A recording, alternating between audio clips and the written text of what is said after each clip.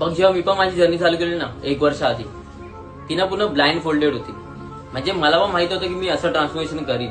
बस मी जिमला जायचो, ट्रेनरने दिलेला डाएट फॉलो करायचो. आता मला माहित होतं की मी त्यात काय काय खातोय, त्यात काय इन्क्लुडिंग आहे. बस मला माहिती होतं की मला हे खायचंय, मला वर्कआउट करायचंय. बस माझे ट्रेनिंग सेशन पण असेच होते की आज बॅक मारायची, आज काय मारायचंय, ट्रेनरला विचारायचं, फटफट मारायचं. पण माझा वर्कआउट असा असायचा की मी प्रॉपर 2 तास तिकडे असायचो तर तिकडेच असायचो. बघ, कोणती पण गोष्ट ना दुसऱ्याने सांगितली म्हणून करू नकोस. त्या मागचा ना हेतू काय आहे, त्या गोष्टीने काय होणार आहे हे पण तुला कळायला पाहिजे. आणि ते पण कन्सिस्टंटली आणि डिसिप्लिननेच. आणि कारण तर लाईफमध्ये कधी आणूच नको की यार मला ड्रीम फिजिक तर बनवायची आहे, पण माझा प्रोटीन इंटेक होत नाही, माझ्याकडे एक चांगली जिम नाहीये किंवा रिकव्हरी होत नाही. बघ, ह्या तिन्ही गोष्टी आहेत ना सर्व सेकंडरी आहेत.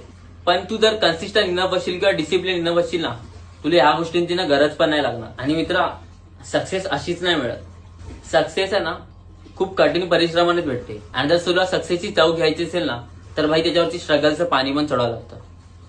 हे लक्षात ठेव.